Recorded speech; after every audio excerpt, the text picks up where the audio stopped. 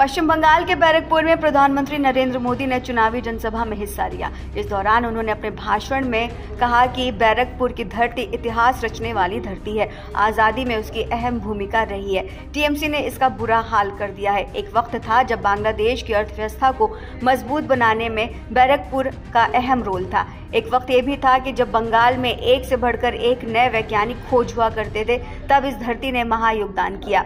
आज टीएमसी के राज में जगह जगह बम बनाने की होम इंडस्ट्री पैदा हो गई है। आज टीएमसी के संरक्षण में घुसपैठिए फल फूल रहे हैं। उन्होंने आगे कहा कि बंगाल में अपनी आस्था का पालन करना भी गुनाह हो गया है। टीएमसी सरकार राम का नाम नहीं लेने देती। ये सरकार रामनवमी नहीं मनाने देती।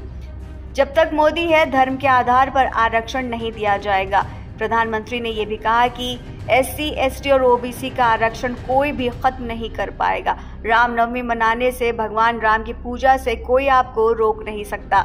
राम मंदिर पर सुप्रीम कोर्ट का फैसला कोर्ट पलट नहीं पाएगा। सीए कानून को कोई भी रद्द नहीं कर पाएगा। प्रधानमंत्री ने यह भी कहा कि मोदी बंगाल में हुई लूट की पाई पाई का हिसाब लेगा।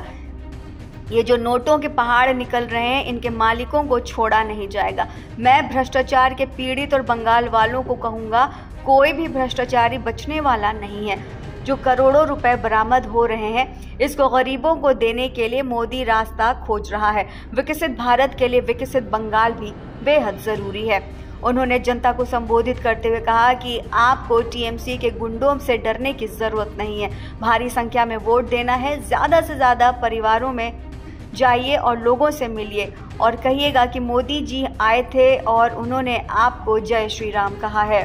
प्रधानमंत्री ने कहा, हिंदुओं को दोयम दर्जे का नागरिक बना दिया गया है।